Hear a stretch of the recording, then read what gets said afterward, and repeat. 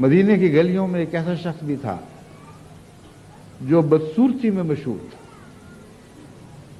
نہایت بھونڈا، کہ یہاں تک کہ کوئی انسان ایسا تھا نہیں جو پاس سے گزرتا ہو تو ہنسی چھپانے کے لیے منہ نہ پھیر لیتا ہو۔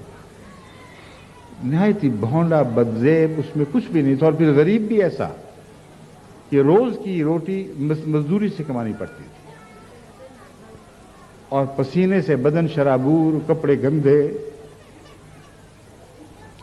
ایک دفعہ اپنی تنہائی کا غم لیے، اپنی اس کیفیت کا غم لیے اکیلا کھڑا تھا کہ پیچھے سے دو پیار کے ہاتھ آئے اور آنکھیں موند لی،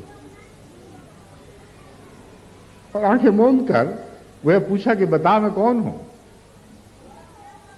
اس نے اپنے ہاتھ پھیرنے شروع کیے اس بدن پر جو آ کے چمٹا تھا، اس سے اپنا بدن اس سے رگڑنا شروع کیا، اور بتاتا نہیں تھا۔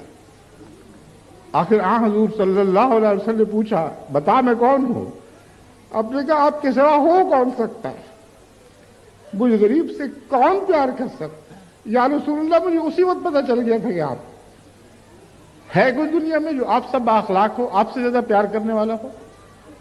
میں اس لیے چپ تھا کہ میرے نصیب جاگ اٹھے، آج خوش قسمت لمحے نصیب آئے ہیں کہ اللہ کا محبوب مجھے ایسے چمٹا ہوا جیسے میں اس کا محبوب ہوں، اور میں چاہتا تھا کہ یہ لمحے لمبے ہو جائیں۔ میں ہاتھ پھیر رہا تھا، بظاہر یہ ایکٹنگ کر رہا تھا کہ پہچانوں تو صحیح کہ ہے کون۔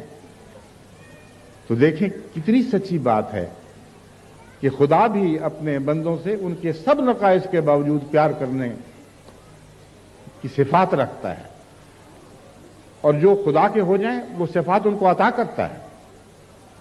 وہ پہلے سے بڑھ کر محبت کرنے والے خامند بن جاتے ہیں، پہلے سے بڑھ کر محبت کرنے والے باپ بن جاتے ہیں، پہلے سے بڑھ کر محبت کرنے والے بھائی ہو جاتے ہیں۔